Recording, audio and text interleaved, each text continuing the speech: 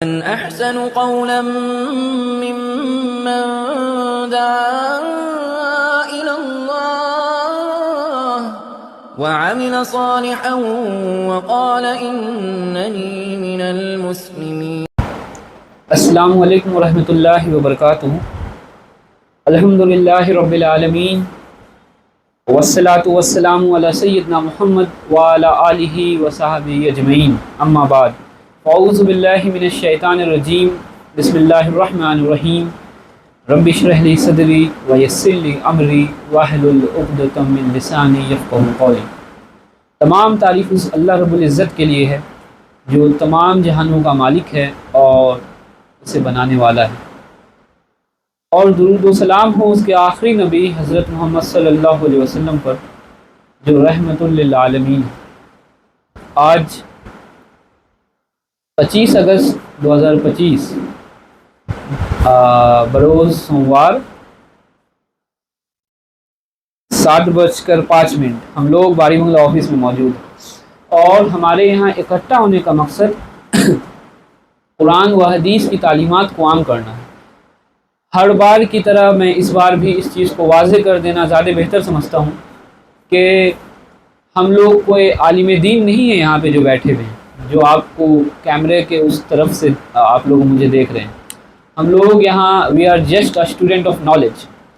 تو یہ بہت ممکن ہے کہ ہمارے اس پروگرام میں کافی غلطیاں ہوں، تو براہ کرم جب بھی یہ معاملہ پیش آئے تو آپ اسے درگزر فرمائیے اور ہماری رہنمائی فرمائیے. لیکن ہم لوگ اس کے باوجود کہ ایک عالم دین نہیں ہے، ایک طالب علم ہے، اس کے باوجود یہ کام کرنے کا مقصد کئی بار واضح کر دیا گیا ہے، لیکن اس بار پھر میں ذہن نشی کروانا چاہتا ہوں. اس کا مقصد صرف ایک ہے، حضرت محمد صلی اللہ علیہ وسلم کا قول بلغ عنی ولا یعایا، کہ پہنچا دو ہاں تمہیں ایک ہی آیت آتا ہو.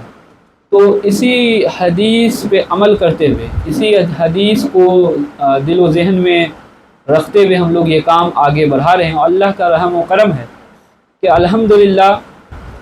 ایک چھوٹا سا یہ کوشش ہے. اللہ رب العزت ہمیں اس چیز میں کامیابی عطا فرمائے. اور ہمارے کامیابی کا دائرہ یہ نہیں ہے کہ لائک اور سبسکرائبر اور فالوور کتنا ہو،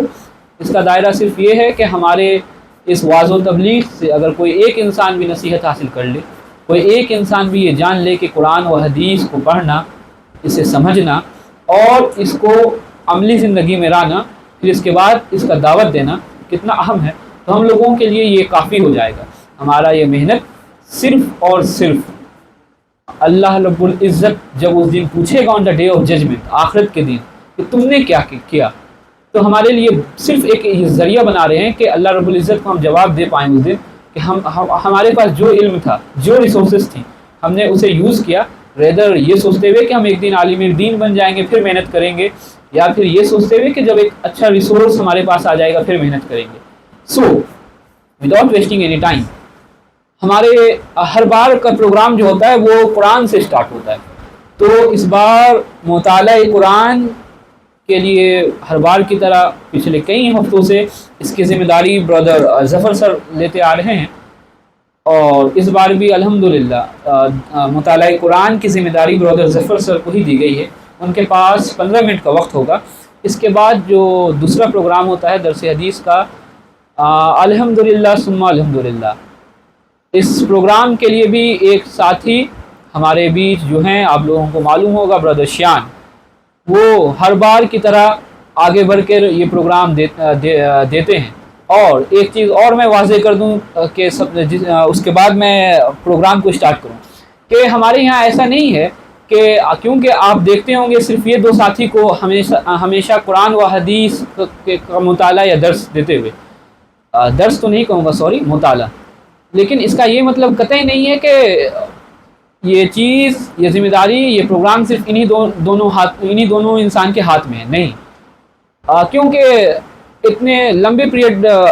یہ چیز آپ کو معلوم ہو قریباً اب 1 سال پور گیا ہے، اور اس سے پہلے بھی ہم لوگ یہ پروگرام کر رہے تھے لیکن آف لائن کر رہے تھے. لیکن یہ ایک آزمائش کہہ لیجیے یا پھر ہم لوگوں کی ناکامیابی کہہ لیجیے. واضح ہے کہ اس کے باوجود بھی اتنے سالوں سے یہ پروگرام کرنے کے باوجود بھی آج ایسے ساتھی موجود رہتے ہوئے یا پھر XYZ کوئی بھی ریزن ہو وہ آگے نہیں بڑھتے ہیں اور اس پروگرام کو دینے کے لیے وہ آگے نہیں آتے ہیں. یہی واحد ریزن ہے کہ آپ دیکھتے ہوں گے درس قرآن کے لیے بردر ظفر سر اینڈ درس حدیث کے لیے بردر شیان ہمیشہ آتے ہیں. لیکن اگر کیمرہ کے پیچھے اگر آپ لوگوں میں کوئی لوگ ایسے ہیں جو دینا چاہتے ہیں اور ان کا عقیدہ صحیح ہے, عقیدہ ان دا سینس کہ جو جنرل باتیں ہیں کہ اللہ رب العزت کے علاوہ کسی اور سے کسی اور کو الہ ان دا سینس کہ مشکل کشا یا حاجت روا نہیں مانتے اور نبی صلی اللہ علیہ وسلم کو آخری نبی مانتے ہیں اور ان پہ یقین رکھتے ہیں, تو وہ ان کے لیے جو ہے ایک فری انویٹیشن ہے, ایک کھلا ہوا دروازہ ہے کہ آپ آئیں ہمارے یہاں اور اس پروگرام کو آگے بڑھائیں وداؤٹ ویسٹنگ اینی ٹائم. تو درس قرآن کے لیے میں سب سے پہلے بردر ظفر سر کو دعوت دینا چاہتا ہوں کہ وہ اپنے پروگرام کو مقرر وقت میں ادا کریں. اعوذ باللہ من الشیطان الرجیم, بسم اللہ الرحمن الرحیم. رب اشرح لی صدری ویسر لی امری واحلل عقدۃ من لسانی یفقہوا قولی. اما بعد دوستو, آج جو سورہ بقرہ کا میں نے مطالعہ کیا ہے تو میں آپ کے سامنے 180, 181 اور 182 آیت کو پیش کرنے کی کوشش کروں گا. کتب علیکم الحذر احدکم الموت ان ترک خیر الوصیۃ للوالدین والاقربین بالمعروف حقا علی المتقین. تمہارے لیے لازم کیا گیا ہے کہ جب تم میں سے کسی کی موت کا وقت آئے اور وہ اپنا پیچھے مال چھوڑ رہا ہو تو ماں باپ اور رشتہ داروں کے لیے بھلے طریقے سے وصیت کرے. یہ حق ہے اور پرہیزگاروں کے لیے اللہ سے ڈرنے والوں پر, یعنی جو اللہ تعالیٰ سے ڈرتے ہیں ان کے لیے ان پر یہ بات واجب ہے اور ان پر فرض کر دیا گیا ہے اس چیزوں کو. تو سب سے پہلے اس آیت کے بارے میں بتاتا چلوں کہ اس آیت کو ہمارے جو علماء ہیں, علماء کرام نے اس آیت کو منسوخ قرار دیا ہے, کیونکہ یہ آیت جو ہے وسیلہ وصیت کو لے کر ہے اور اللہ تعالیٰ نے اس آیت کے بعد ایک اور سورہ میں وصیت کا جو پورا یہ ہوتا ہے وہ پورا رول بتا دیا, رول اور ریگولیشن. انشاءاللہ جب اس آیت پہ ہم لوگ آئیں گے, میرے خیال سے شاید آیت نمبر چیپٹر نمبر 4 میں, وہ سورہ 4 میں, سورہ نساء میں اس کے بارے میں ذکر کیا گیا ہے. تو خیر, تو چلیے میں شروع کرتا ہوں کہ تمہارے لیے لازم کیا گیا ہے, یعنی یہاں پر آپ کو ایسا نہیں کہ تم کرو یا نہ کرو, ٹھیک ہے. It is a warning. یا ایھا الذین آمنوا, جیسے کہ آیا کتب علیکم الصیام کتب علی الذین, جیسے کہ تم پر قصاص واجب کیا گیا, تم پر روزے فرض کیے گئے تم پر, تو یہ بھی ہے کہ تم پر لازم کیا گیا ہے. کیا لازم کیا کہ جب بھی تم میں سے کسی کی موت کا وقت آئے اور وہ اپنے پیچھے مال چھوڑ رہا ہوں.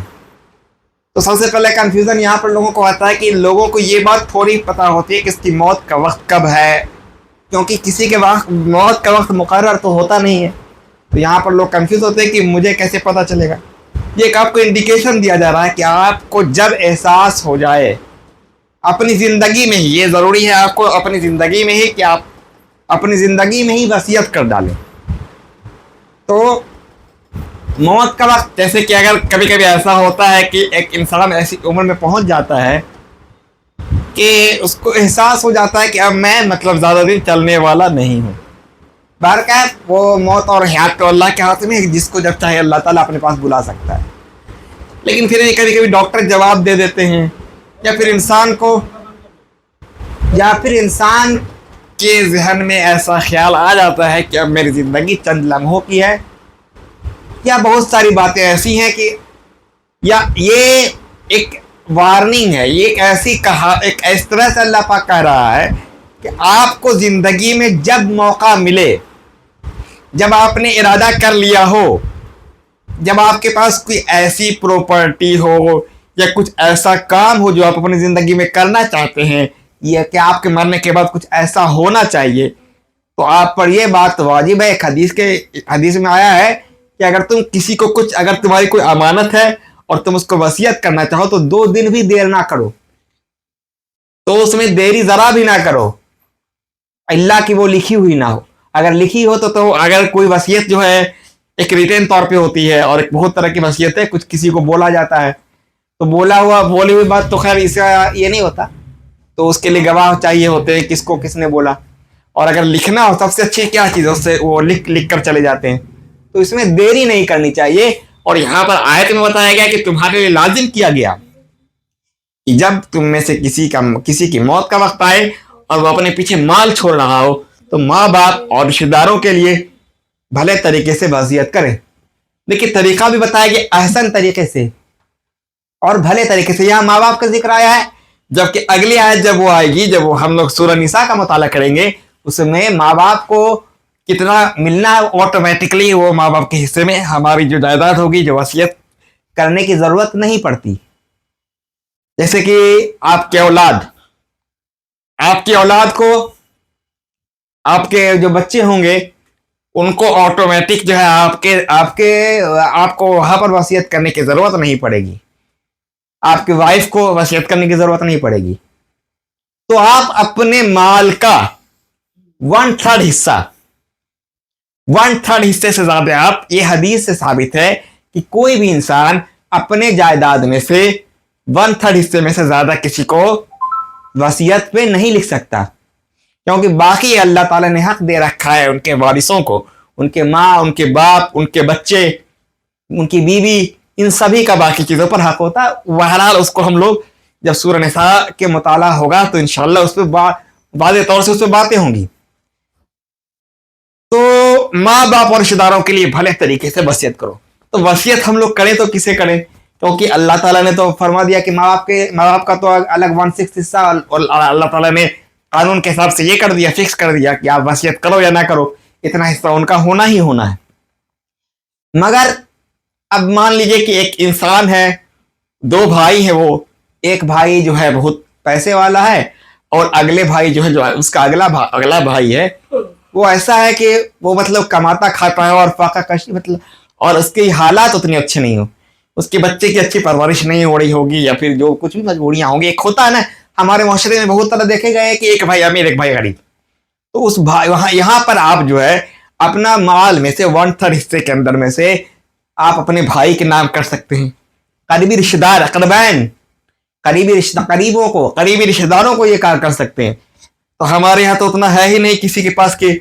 لوگ آج کل اتنا پیچھے پڑے ہوئے کہ اگر کسی کی ایک بتہ زمین آ جاتی ہے تو وہ مار پیٹ کا سبب بن جاتا ہے. لیکن یہاں پر دیکھیے اسلام کا کتنا پیارا مذہب ہے. ہمیں تو زندہ میں تو بتاتا ہی ہے کہ ہمیں اپنے رشتہ داروں کی مدد کرنی چاہیے، پڑوسیوں کا احکام بتاتا ہے، اور مرنے کے بعد بھی اپنے مال کا کچھ حصہ جو ہے وہ بولتا ہے کہ اسے وصیت کر دو. وصیت کرنے کا حکم ہے اگر آپ کے پاس اتنا ہے تو. if you are capable، ایسا نہیں کہ آپ کو کرنا ہی ہے، if you are capable then you can. تو یعنی مرنے کے بعد بھی آپ جو ہے اپنے حصے میں سے کچھ حصہ جو ہے، ضروری نہیں ہے کہ آپ کے رشتہ دار یا پھر کوئی بھی آپ کو ایسا لگے کہ میں اس کو نہ کرنا چاہتا ہوں تو یہ وصیت کر سکتے ہیں. یہ حق ہے پرہیزگاروں پر، یہ حق ہے پرہیزگاروں پر جو اللہ تعالیٰ سے ڈرنے والے ہوں گے، جو جن کے دل میں ذرہ رائی کے برابر، دانہ کے برابر بھی ایمان ہوگا، وہ لوگ ایسے ہوں گے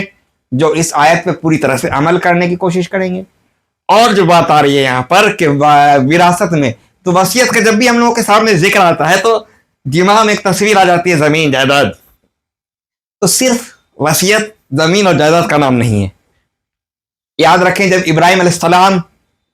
جب ان کا وفات ہو رہا تھا تو انہوں نے اپنے بیٹے کو بلا کر وصیت کر دی تھی. کیا وصیت کی تھی اس وقت؟ انہوں نے کیا کہا تھا کہ اللہ کے سوا کسی کو معبود نہیں ماننا، اور مسلمان اور ہم لوگ کیا ہے، ایک بات ان کو بتایا گیا تھا کہ ہم سب کیا ہیں، مسلمان ہیں، اور ایمان پر قائم رہنے کو کہا تھا انہوں نے. تو یہ تو بات ہو گئی اس آیت کی. تو وصیت کے طور پر آپ کسی کو اگر بتانا ہو کہ آپ کو مرنے کے بعد کیا خواہش ہے کہ آپ کو کہاں دفنایا جائے، بہت سارے لوگ دفنانے کی خواہش رکھتے ہیں کہ میرے قبر کو فلانا جگہ پر یہ کر دینا، اس طرح کی وصیت ہو گئی. وصیت ہوتی ہے کہ میرے بچے کا آپ صحیح سے یہ کر دیجیے گا، اس کی پرورش کس کے ہاتھوں ہوگی، ان کا کہاں داخلہ دلانا ہے. یہ بہت طرح کی ایسی باتیں ہوتی ہیں جو لوگ مرنے سے پہلے وصیت کرتے ہیں. یہ تو ہو گئی ایک آیت پہ.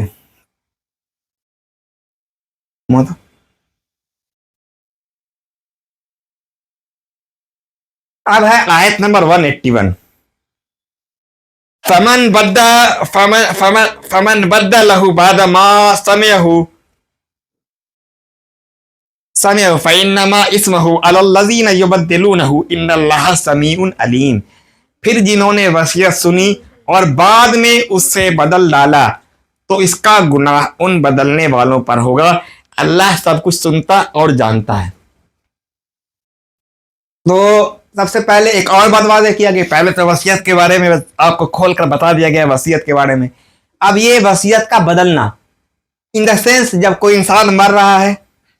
جب کوئی انسان نے یہ مرنے سے پہلے یا کسی بھی وقت اپنی زندگی میں اس نے کسی انسان کو اپنے وصیت کے بارے میں بتا دیا کہ جب میں مر جاؤں تو فلاں کو یہ پیسہ دے دینا, یا پھر فلاں مسجد میں یہ پیسہ دے دینا, یا میرے بچوں میں جس کو تقسیم کر دینا, اور اس انسان نے اس کو بدل ڈالا وصیت کو. ماں باپ نے کہا تھا اتنا حصہ 30% فلانے کو دے دینے, اور اس نے کیا کیا اپنے فائدے کے لیے 20% کا جو وصیت کو بدل ڈالی اپنے فائدے کے لیے. تو کچھ ذاتی مفاد کے لیے یا پھر کچھ جہاں پر ہیر پھیر جان کر کرتے ہیں تو ویسے شکل میں کیا کہا گیا ہے کہ اس کا گناہ ان بدلنے والوں پر, یعنی وہ بیچارے جو ایسا نہیں ہے کہ وصیت دے, جو وصیت کر کے وہ کچھ گئے اور اس کے بدلہ کسی نے وصیت کو بدل ڈالا تو اس کا گناہ اس کے سر ہوگا. جس انسان نے وصیت کو بدلا سارا, ان کو تو بیچارے جو دنیا سے چلے گئے ان کو تو اس کا ثواب مل چکا ہوگا, لیکن جو سارا گناہ اس کے سر آئے گا جس نے وصیت کو بدلی. وصیت کا بدلنا بہت بڑا گناہ ہے. ہم لوگوں نے پچھلے کئی قصوں میں, کئی کہانیوں میں, ہسٹری میں دیکھا ہوگا کتنی بار جب راجہ جو ہے لاسٹ ٹائم میں مرنے لگتا تھے, جب راجہ کا وفات ہوتا تھا تو وہ ایک اپنی جو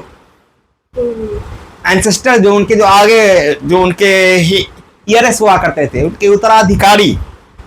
ان کے وارث, ان میں سے کسی ایک بچے کو وہ اپنی حکومت سونپتے تھے.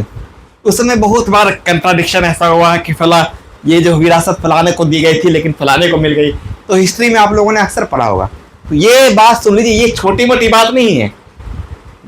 اگر آپ وارث آپ کو اگر کچھ ایسی وصیت دی جا رہی ہے تو وصیت کو دھیان سے سنیں کہ ہمارے والد, ہمارے چچا, ہمارے خالو, ہمارے سامنے ہمیں گواہ بنا رہے وہ وصیت, کیونکہ اب وہ تو رہیں گے نہیں تو ہم کو گواہ بننا ہے. تو ہمارے کندھوں پر بہت بڑی ذمہ داری ہے. اگر ہم جو ہے اسے بدل ڈالتے ہیں تو اس کا گناہ ہمارے سر مڑا جائے گا.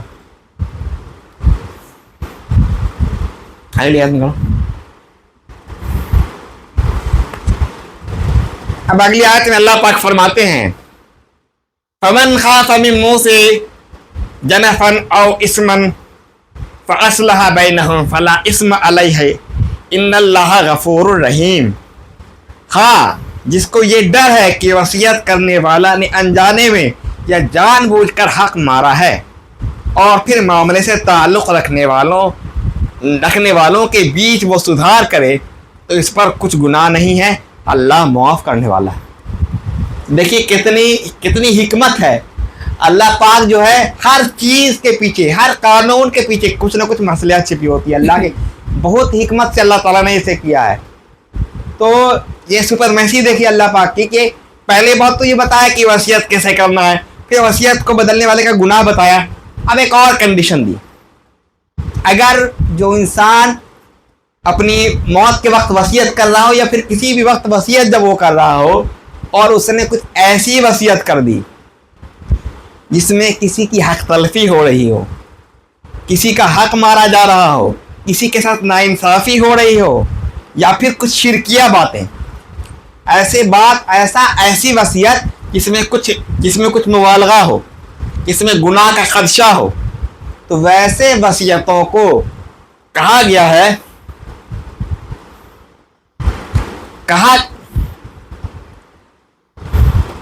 تو ویسے وصیتوں کو کہا گیا ہے کہ ویسے وصیتوں کے بارے میں اللہ تعالیٰ نے بتایا ہے, قرآن میں واضح کر دیا ہے کہ آپ جو ہے وہاں پر آپ ان کو آپ ان کو جو ہے یہ کر سکتے ہیں، وہاں پہ بتا سکتے ہیں، چینج کر سکتے ہیں. چینج ایٹ دا سینس ان کو جو وصیت کر رہے ہیں ان کو یہ بات بتائے کہ آپ یہ کام غلط کر رہے ہیں. کیونکہ ایک حدیث میں آتا ہے کہ ایک بار ایک صحابی، ایک صحابی نہیں، ایک کوئی نبی صلی اللہ علیہ وسلم کے زمانے میں کوئی ایک شخص تھا جو اپنی ساری جائیداد جو ہے اپنے ایک بچے کو دینا چاہتا تھا، اور اس کے 2 بیٹے تھے، لیکن وہ ایک بیٹے سے بہت پیار کرتا تھا، تو اپنے پراپرٹی کا سارا حصہ جو ہے وہ اپنے لاڈلے بیٹے کے نام کرنا چاہتا تھا. تو اس کی بیوی سے بہت جھگڑا ہو گیا. تو وہ آپ صلی اللہ علیہ وسلم کے دربار میں پہنچا. اس نے آپ صلی اللہ علیہ وسلم سے دریافت کیا کہ میرا بیٹا ہے، میں چاہتا ہوں کہ میری جو جائیداد ہے، پراپرٹی، وہ اس کے نام کر دی جائے. تو آپ صلی اللہ علیہ وسلم نے بولا کہ تم مجھے جھوٹ میں شریک کر رہے ہو، تم مجھے گناہ میں شریک کر رہے ہو. یہ بہت بڑا حق تلفی، بہت بڑا گناہ ہے. تو یعنی کہ یہاں پر کیا ہوا کہ ایک بچے کو آپ ایسا نہیں کر سکتے کہ ایک بچے سے محبت کے چکر میں اگلے بچے کا پھاک مار لیں. یہ اس طرح کی وصیت کے بارے میں آیا ہے کہ اگر کسی انسان سے کچھ اس طرح کی وصیت ہو رہی ہے، یا پھر کچھ ایسی وصیت نہ کر ڈالے کہ وہ پرپانا، یعنی کہ جیسے کوئی بولے کہ میری، اگر یہاں انڈیا میں کوئی مر رہا اور موت کے وقت بول دے کہ میری باڈی کو پاکستان میں دفنا دینا، تو بتائیے آج کے دور میں پاکستان جانا کتنا بڑا عذاب ہے. اور جو اس کے وارث ہوں گے ان کو کیسا لگے گا اس وقت کہ کیسے پہنچا دے پاکستان، کیونکہ وصیت کر کے گئے. وصیت کو منوانا بھی ہے، لیکن یہ پاسبل نہیں ہے آج کے دور میں. تو ویسے جگہ اگر کوئی وارث اس طرح کی وصیت کر رہا ہو جو کہ فیوچر میں اس کو بہت پرابلم ہو سکتی ہے انسان کو اس کو ادا کرنے میں، تو ویسی وصیتوں میں اگلے بندے کو سمجھانا چاہیے کہ آپ یہ کام نہ کریں، ایسا مشورہ دے سکتے ہیں. وہاں پر چینج کرنے کا یہ کر سکتے ہیں. یا پھر کوئی ایسا کام کہ میرے پیسوں کو فلاں کام میں لگا دینا، میرے پیسوں کو جو ہے اس کا کوئی جوا خانہ بنا دینا، پب تیار کر دینا. اس طرح کا تو نعوذ باللہ نہیں کرتے. ایک ایگزامپل کے طور پر بتا رہا ہوں. کوئی ایسا کام جس میں گناہ کا خدشہ ہو، جو شرکیہ کام ہو، جو قرآن و سنت سے ٹکراتا ہو، کچھ ایسی وصیت کر ڈالے جس کا دین سے کوئی واسطہ نہ ہو، تو ویسے وصیتوں کو اللہ تعالیٰ نے، ویسے وصیتوں کو ہم یہ کر سکتے ہیں کہ ہم وصیت کرنے والوں کو وہاں پر تنبیہ کر سکتے یا ان کو سمجھا سکتے ہیں کہ آپ یہ جو کر رہے ہیں آپ غلط کر رہے ہیں، آپ اس کو بدل ڈالیں. تو اس میں کوئی بھی گناہ جو ہے بدلنے والے یا جو سمجھانے والے کو اس پر کوئی گناہ نہیں ہوگا. انہی سب باتوں کے ساتھ میں اپنی باتوں کو مکمل کرنا چاہوں گا. وآخر الدعوانا الحمدللہ رب العالمین. ابھی آپ کے سامنے بردر ظفر سر تھے اور انہوں نے سورۃ البقرہ کی آیت نمبر 180, 181 اور 182 کی مختصر تفسیر آپ کے سامنے پیش کی، جہاں انہوں نے واضح کیا. پہلی آیت میں اللہ رب العزت یہ حکم دے رہا ہے متقیوں کو، مسلمانوں کو، کہ جب تمہاری موت کا وقت آ جائے تو تم اپنی مال جو چھوڑ کے جا رہے ہو اس کی وصیت کرو. اور اس کے ریگارڈنگ برادر نے ہر چیز کھول کے آپ کے سامنے رکھ دی کہ وصیت ایسا نہیں ہے کہ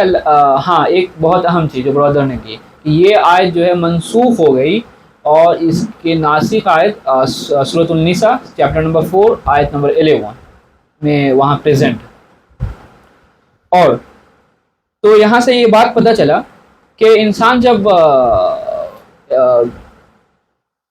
انسان کو موت کا خدشہ ہو تو وہ وصیت کر دے تاکہ جو ہے آگے جا کے پھر آگے اس کے جو پروجنی ہیں، جو بھی بچہ بچی ہے، تو اس میں جو ہے کوئی لڑائی جھگڑا وغیرہ کا کوئی سین جو ہے معاملہ پیش نہیں آئے. تو اس سے ایک چیز اور غور کرنے کی بات ہے کہ اللہ رب العزت انسان کو، اگر آپ اسی آیت پہ صرف سوچئے کہ ایک انسان جس نے جتنا اس کا حیات تھا وہ حیات لیا اور اس دنیا سے چلا گیا، لیکن اللہ تعالیٰ اس کے آگے، اس کے جانے کے باوجود بھی نہیں چاہ رہے ہیں کہ اس کے خاندان میں کوئی جو ہے لڑائی پیٹ کا معاملہ پیش آئے. تو یہ حکم دیا گیا اس کو کہ جب تمہاری موت کا وقت آئے تو تم وصیت کرو. حالانکہ پھر اللہ رب العزت نے سورۃ النساء میں خود واضح کر دیا کہ وصیت کرنا ہے تو اب کیسے کرنا ہے وصیت. کہ اگر آپ لوگوں سبھی کو معلوم ہوگا کہ فار ایگزامپل بہت سمپل سا چیز ہے کہ اگر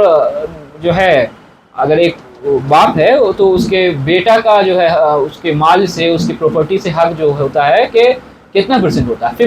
50% ہوتا ہے اور بیٹی کا 25%. isn't it? اوکے سو اسی طرح سے ہے کہ والدین کا 1/6 ہوتا ہے. اور اسی طرح سے وہ اس آیت میں انشاءاللہ جب وہاں پہ پہنچے جائے گی تو وہاں پہ بہت واضح طور پہ جو ہے پیش کیا گیا ہے کہ کس کا کیا حق ہے. اس کے بعد دوسری آیت نمبر 181 جس میں یہ فرمایا گیا کہ اگر کوئی انسان جس کو وصیت کیا جا رہا ہے جو اس وقت موجود ہے جو اس وقت گواہ ہے وہ اس کے وصیت کو سن لے اور پھر اس کو بدل دے with any reason irrespective of any reason, اس کا کوئی ذاتی اس میں کوئی فائدہ ہو یا پھر کوئی بھی ریزن ہو, اگر وہ وصیت سننے کے بعد وصیت بدل دے بنا اس سے کہ وہ شرعی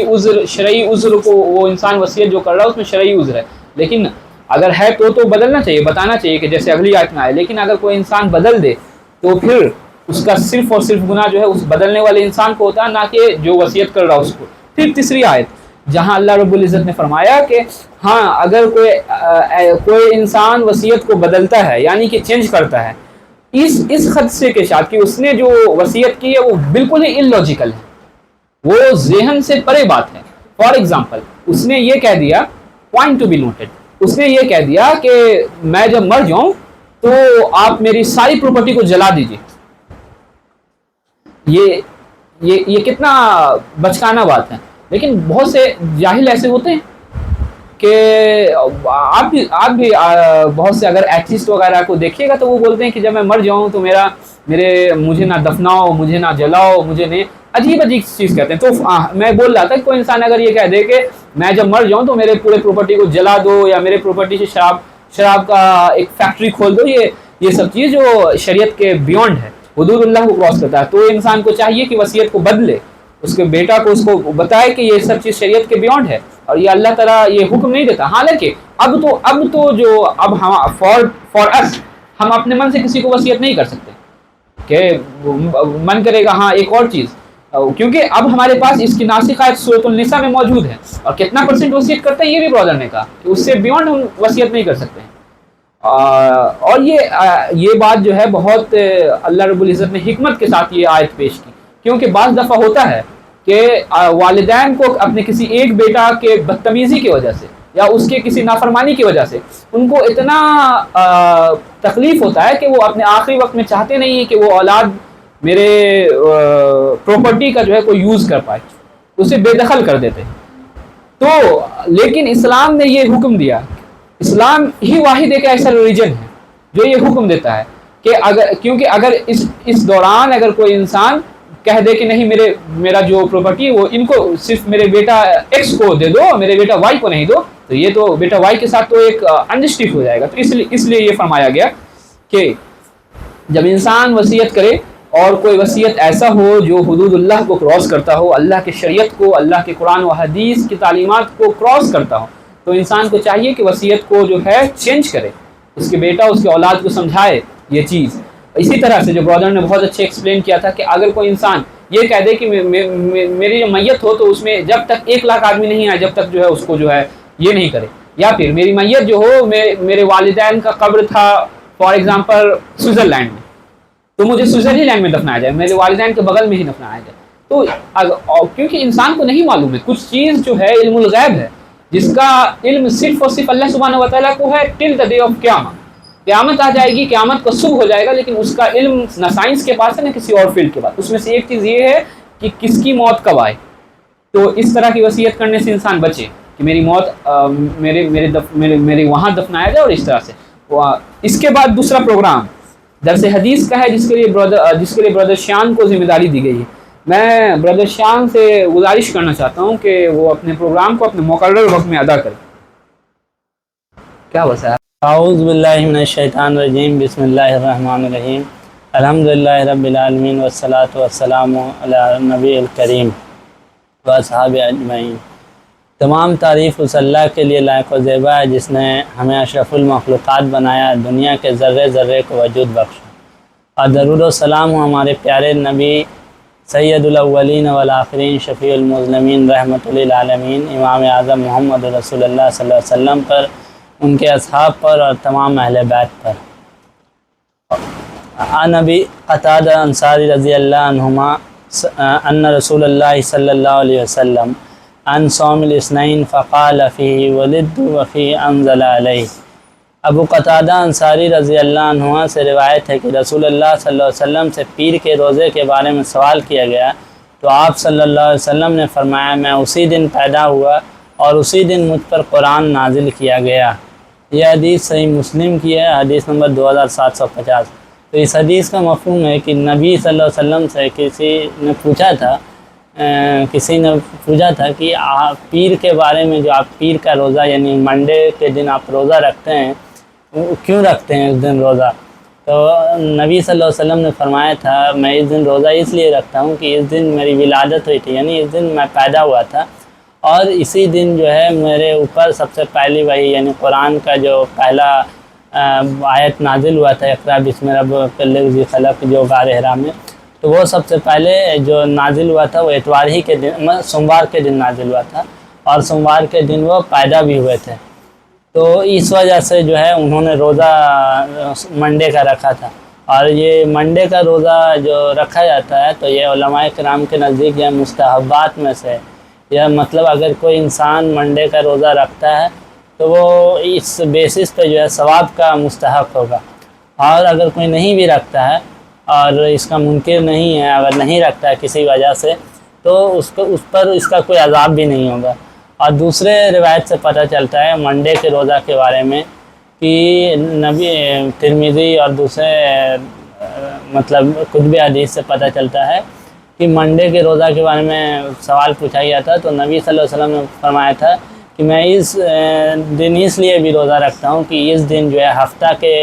ہفتہ میں جو اعمال پیش ہوتے ہیں اللہ تعالیٰ کے پاس کہ ہم لوگ کیا اچھا کام کیا، کیا برا کام کیا، تو ہفتہ میں جو اعمال پیش ہوتا ہے اللہ تعالیٰ کے پاس وہ تھرسڈے کو اور منڈے کو ہوتا ہے۔ تو اس وجہ سے بھی ہم روزہ رکھتے ہیں کہ ہم روزہ سے رہیں جس وقت ہمارے اعمال پیش ہوں۔ تو جب روزہ سے رہیں تو روزہ بھی ایک نیکی ہے، اور ہر نیکی پہ ثواب ملتا ہے وہ اگر وہ اخلاص کے ساتھ کیا جائے۔ تو اس وجہ سے جو ہے ہم وہ روزہ رکھتے ہیں کہ تاکہ ہمارے نیکی میں یعنی ثواب میں اضافہ ہو، اور اللہ تعالیٰ کے سامنے جو اعمال نامہ پیش ہو بہتر سے بہتر ہو۔ اس وجہ سے بھی جو ہے منڈے کا بھی روزہ رکھا جاتا ہے۔